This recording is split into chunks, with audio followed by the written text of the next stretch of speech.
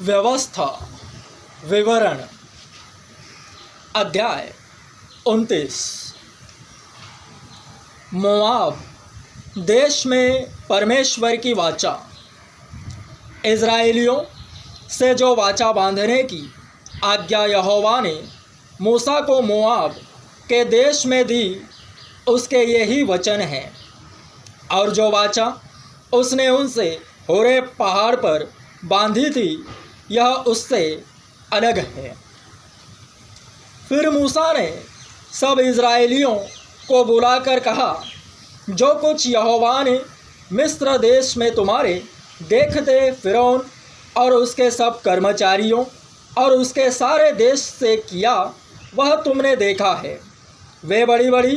परीक्षाएं और चिन्ह और बड़े बड़े चमत्कार तेरी आँखों के सामने हुए, परंतु यहोवा ने आज तक तुमको न तो समझने की बुद्धि और न देखने की आँखें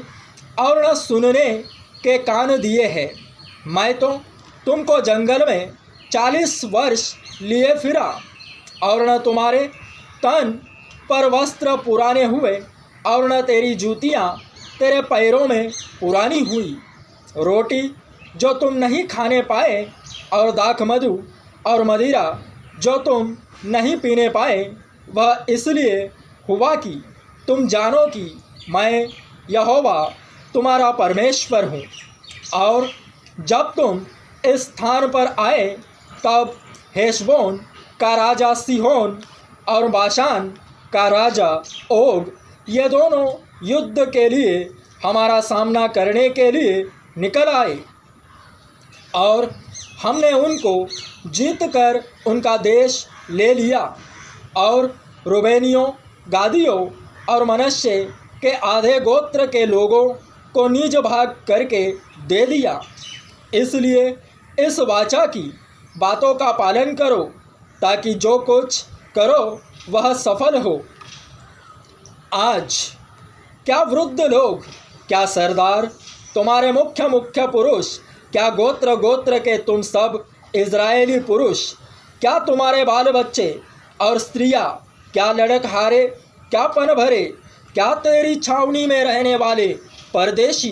तुम सब के सब अपने परमेश्वर यहोवा के सामने इसलिए खड़े हुए हो कि जो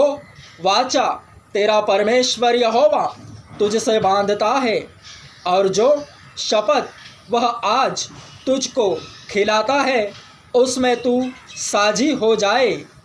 इसलिए कि उस वचन के अनुसार जो उसने तुझको दिया है और उस शपथ के अनुसार जो उसने अब्राहम, इसहाक और याकूब तेरे पूर्वजों से खाई थी, वह आज तुझको अपनी प्रजा ठहराए और आप तेरा परमेश्वर ठहरे। फिर मैं इस वाचा और इस शपथ में केवल तुमको नहीं, परंतु उनको भी जो आज हमारे संग यहाँ हमारे परमेश्वर यहोवा के सामने खड़े हैं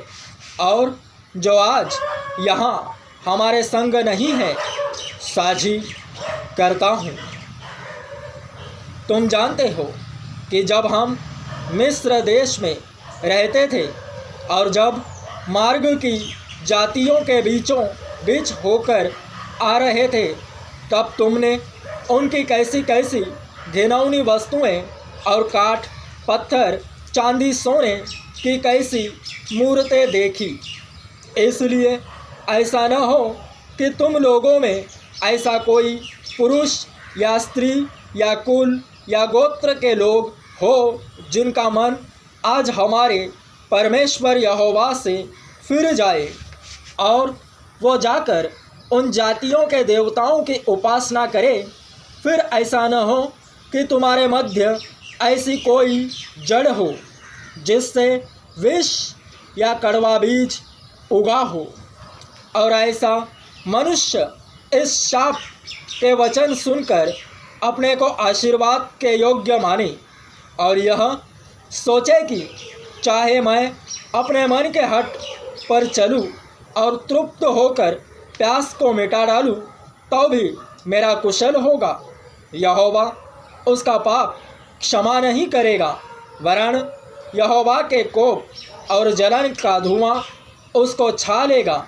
और जितने शाप इस पुस्तक में लिखे हैं वे सब उस पर आ पड़ेंगे, और यहोवा उसका नाम धरती पर से मिटा देगा। और व्यवस्था कि इस पुस्तक में जिस वाचा की चर्चा है उसके सब शापों के अनुसार यहोवा उसको इज़राइल के सब गोत्रों में से हानि के लिए अलग करेगा। और आने वाली पीढ़ियों में तुम्हारे वंश के लोग जो तुम्हारे बाद उत्पन्न होंगे और परदेशी मनुष्य भी जो दूर देश से आएंगे, वे उस देश की विपत्तियां और उसमें यहोवा के फैलाए हुए रोग देखकर और यह भी देखकर कि उसकी सब भूमि गंधक और लोन से भर गई है और यहाँ तक जल गई है कि इसमें न कुछ बोया जाता और न कुछ जम सकता और न घास उगती है, वरन सदोमा और अमोरा, आदमा और सबोइम के समान हो गया है, जिन्हें यहोवा ने अपने कोप और जलजलाहट में उलट दिया है। और सब जातियों के लोग पूछेंगे, यहोवा ने इस देश से ऐसा क्यों किया और इस बड़े कोप के भड़कने का क्या कारण है? तब लोग यह उत्तर देंगे, उनके पूर्वजों के परमेश्वर यहोवा ने जो वाचा उनके साथ मिस्र देश से निकालने के समय बांधी थी, उसको उन्होंने तोड़ा है और पराये देवताओं की उपासना की है, जिन्हें वे पहले नहीं जानते थे और यहोवा ने उनको नहीं दिया था। इसलिए यहोवा का कोप इस देश पर भड़क उठा है कि पुस्तक में लिखे हुए सब शाप इस पर आ पड़े। और यहोवा ने कोप और जलजलाहट और बड़ा ही क्रोध करके उन्हें उनके देश में से उखाड़कर दूसरे देश में फेंक दिया, जैसा कि आज प्रकट है। गुप्त बातें हमारे परमेश्वर यहोवा के वश में है, परंतु जो प्रकट की गई है वे सदा के लिए हमारे और हमारे वंश के वश में रहेंगी, इसलिए कि इस व्यवस्था की सब बातें पूरी हो जाए।